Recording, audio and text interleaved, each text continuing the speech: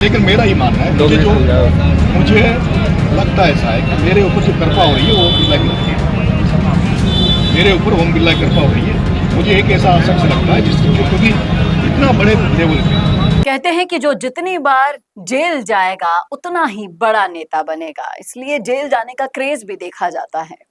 क्या नरेश मीणा फिर से जेल जाकर बड़े नेता बन पाएंगे या फिर हो जाएगी उनकी राजनीति खत्म? चलिए करते हैं चर्चा। नमस्कार, संवाद पर आपका स्वागत है। मैं हूं चेतना शर्मा। आपके साथ बातचीत करने के लिए मेरे साथ मौजूद हैं हमारे editor in chief Varun Bansali ji. तो वरुण सर, जिस तरीके से बहुत बड़ा जन सैलाब आया नरेश मीणा को विदा करने के लिए, नरेश मीणा को भगत सिंह मानता है, उनका पूरा का पूरा वो जन समर्थन वाला युवा जो जयपुर से भी पहुंचा तो दौसा से भी पहुंचा। लेकिन मैं जानना चाहती हूँ कि जिस तरह से सब चीजें जानने बूझने के बावजूद भी नरेश मीणा को पता है कि सरकार मेरी राजनीति को खत्म करने के लिए या फिर पंचायत चुनाव में अपने खतरे को टालने के लिए मुझे जेल के अंदर डाल रही है, तो क्या नरेश मीणा की राजनीति खत्म हो जाएगी? क्योंकि वो अगर बाहर रहते तो पंचायती चुनावों में कुछ तो करते। देखिए, एक बहुत स्पष्ट बात है और उस स्पष्ट बात को समझना पड़ेगा। अगर हम एक बात को बार बार कहते हैं कि नरेश मीणा जेल जाएंगे और जेल जाने से बड़े नेता बन जाएंगे, तो ये बात हर बार में लागू नहीं होती। क्यों नहीं होती, मैं आपको समझाता हूं इस चीज को। अगर हम इसका उदाहरण इतिहास से लेते हैं तो इतिहास में जो नेता जेल गए वो बड़े नेता बने, ये बात बिल्कुल ठीक है, पर वो एक विचारधारा से जुड़े रहे, एक ही कंस्टिट्यूएंसी से लड़ते रहे, अपनी जगह कभी छोड़ी नहीं और हर किसी को दुश्मन बनाया नहीं। ये सारी बातें हैं। हाँ, नरेश मीणा के साथ बहुत सारे पॉजिटिव पॉइंट्स भी हैं कि उन्होंने हमेशा जनता की लड़ाई लड़ी। जेल जाने की अगर बात है तो वो जनता के लिए जेल जा रहे हैं, जनता उनके साथ रहेगी। लेकिन ये नरेश मीणा को खुद को भी बीच में समझ में आया था, कहां की जनता साथ रहेगी, पिपलोदी की रहेगी या टोंक की रहेगी या अंता की रहेगी, कहां की जनता साथ रहेगी। ये नरेश मीणा को समझना होगा कि बार बार सब जगह का बदलाव, बार बार अपने पार्टी का, नेता का, अपने साथ कौन रहने वाला है, इन सब लोगों का बदलाव बहुत ज्यादा घातक है और वो घातक बदलाव बहुत गलत दिशा में लेकर उन्हें जा सकता है।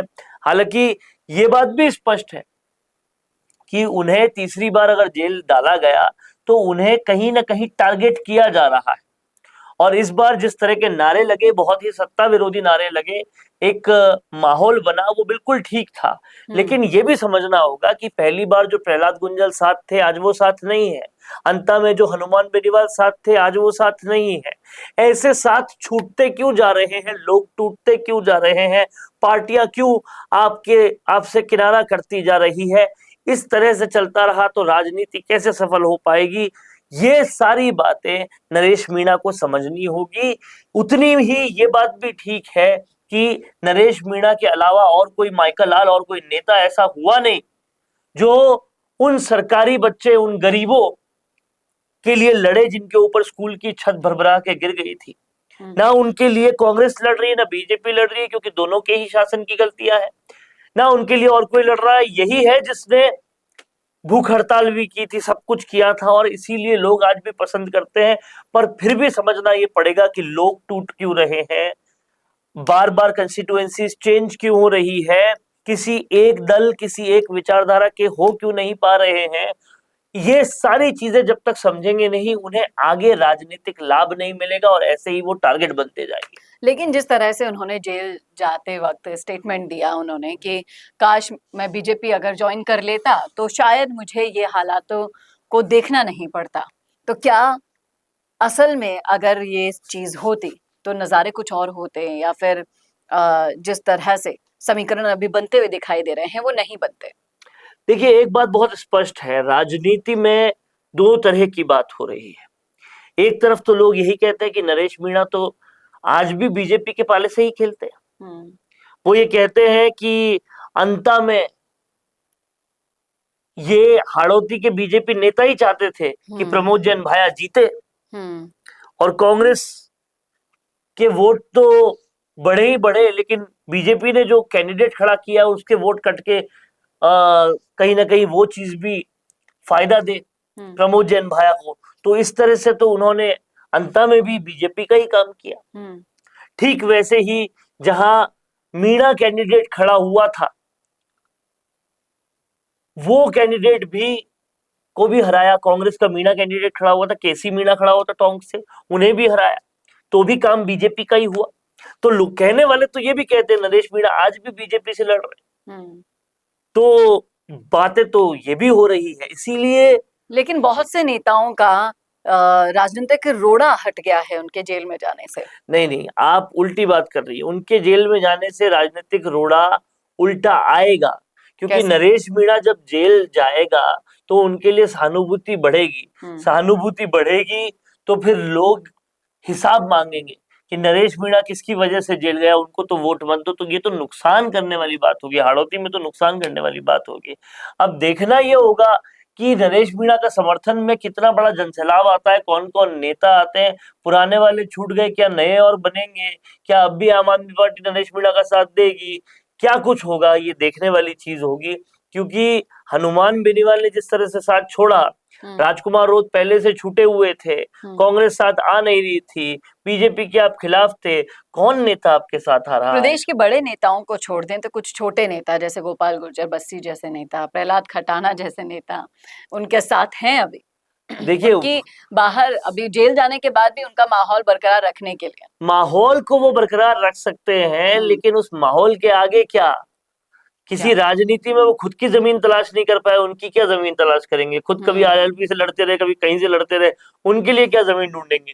तो कहीं ना कहीं ये प्रहलाद गुंजल जो कि उनके पूर्व साथी रहे हैं, वो कह चुके हैं कि अलग पार्टी बना के मैंने देख लिया, नहीं हो पाता काम, नहीं मिल पाते वोट। वो भी ये देख चुके हैं कि 2-3-4 महीना जितनी भी मेहनत की 50,000 से ज्यादा वोट नहीं जुटा पाए। केवल मीणाओं के वोट से भी काम होगा नहीं, मीणा केवल 30% है, बाकी वोट कहाँ से लाओगे? पार्टी विचारधारा साथ नहीं होगी तो वोट कैसे आएंगे? चुनाव कैसे जीतोगे? और आज भी हम जानते हैं अंदर कोफ तो यही है कि 20-25 सालों से राजनीति करने के बाद भी वो विधायक नहीं बने, विधायक कैसे बनोगे? ये सारी बातें होगी। गोपाल गुर्जर बस्सी या प्रहलाद खटाना से ये नहीं होगा कि उन्हें किसी पार्टी का टिकट मिल जाएगा, उल्टा कुछ लोग उन्हें और ब्लॉक कर देंगे। देखना वाकई में दिलचस्प होगा कि जेल जाने के बाद क्या नरेश मीणा अपनी रणनीति बदलेंगे, कोई सुधार करेंगे अपने सपनों को पूरा करने के लिए। ये आने वाले समय में आपके सामने भी होगा। अगर इसके साथ कोई और सुझाव आप देना चाहते हैं तो लिख सकते हैं कमेंट बॉक्स में अपनी राय इस विश्लेषण पर। नमस्कार। 90% बिजनेस यही गलती कर रहे हैं। आप भी नहीं लाए ना अपने बिजनेस को ऑनलाइन, और इसी वजह से सालों तक मेहनत करने के बाद भी वो रिजल्ट्स नहीं मिले जो मिलने चाहिए थे। क्योंकि राज सिर्फ अच्छे प्रोडक्ट का नहीं है, राज है लगातार दिखने का। क्योंकि आज के दौर में ना लोग बहुत स्मार्ट हो गए हैं, और इस डिजिटल दौर में सबसे पहले आपका सोशल मीडिया देखते हैं, उसके बाद ही आपसे खरीदते हैं। लेकिन सोचिए, अगर आपके पास हर हफ्ते प्रोफेशनल वीडियो हो, अगर आपके ब्रांड की कहानी रोज रोज नए लोगों तक नए नए तरीके से पहुंचे, अगर आपका बिजनेस भी लोगों के फीड में बार बार दिखाई दे, तो क्या होगा? यही काम कर रहा है मिशी मीडिया सॉल्यूशंस। हम सिर्फ वीडियोस नहीं बनाते, हम आपके बिजनेस को लोगों के दिमाग में जगह दिला देते हैं। स्क्रिप्ट से लेकर high quality shoot and editing तक सब कुछ प्रोफेशनल तरीके से। अगर आप भी जानना चाहते हैं कि आपके बिजनेस के लिए कौन सी कंटेंट स्ट्रैटेजी काम करेगी, तो ये भी हम आपको बताएंगे। और तो और हमारे 8 लाख से भी ज्यादा फॉलोअर्स और सब्सक्राइबर्स के बीच में प्रमोट भी करेंगे, वो भी बिल्कुल फ्री में। तो अभी डीएम करें, ग्रो कीजिए हमारे साथ और जानिए आपका ब्रांड कितना आगे जा सकता है।